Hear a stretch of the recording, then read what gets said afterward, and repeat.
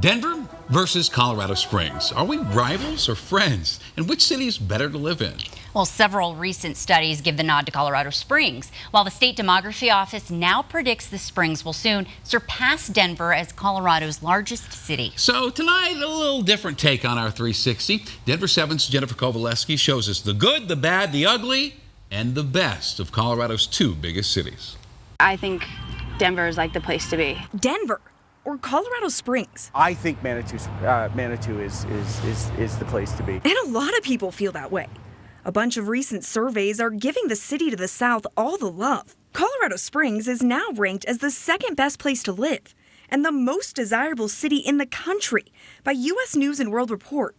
Denver came in as the third best place to live and barely squeaked into the top 10 for desirability. I would agree. I'd like to challenge that data. It doesn't feel right. So let's throw our hat in the ring and go 360 on this matchup. In one corner, Colorado Springs Mayor John Suthers weighing in on the hype of Olympic City, USA. In the other corner, Denver Mayor Michael Hancock. Did you say Colorado Springs? Denver's a great city, but And Suthers throws the first punch. Denver is a big city. It has quite a bit of traffic congestion. That's a point for Colorado Springs.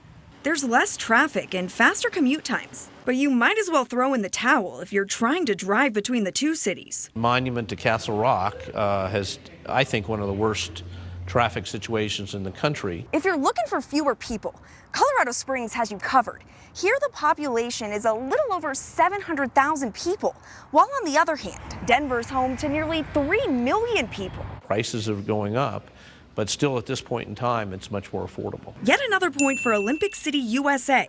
It's more affordable to live in, and you don't feel like you've been sucker punched when you try to buy a house. The average single-family home is selling for $350,000 in the Springs, while in Denver, a similar-sized house will cost you, on average, more than $590,000. We feed off of each other, and so Denver was first with its growth and impacts, and now you're seeing what's happened in Denver starting some 5 years ago, beginning to happen in Colorado Springs. Hancock is rolling with the punches now, and finally a point for the Mile High City. Denver's job market, an unemployment rate at 2.4%.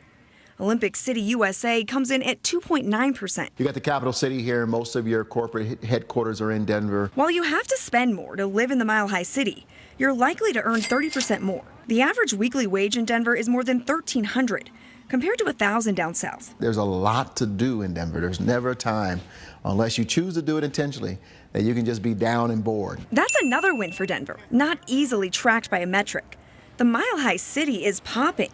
There's the nightlife, the restaurants, and all the lures of big city living. Now that we have the pros and cons, let's take this 360 matchup to the streets to pit neighbor against neighbor. I love living in this area because we can really literally walk out of our backyard and be on a trail. Our first view comes from Key McGee. She just moved to the Springs from Austin. For her and her wife, it was the lure of the mountains and slower way of life, mixed with the essential amenities of city living. We wanted to be somewhere that still was like a city, but not quite so much city. The flip side comes from Denver transplant Mike MacArthur. I love the fact that it's vibrant and growing, being close to the mountains. He too just moved to Colorado, but came from LA.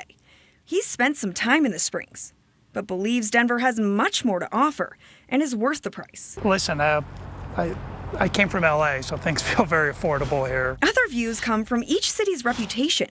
Denver is seen as more urban, Colorado Springs more suburban, Denver more progressive, Colorado Springs conservative, religious.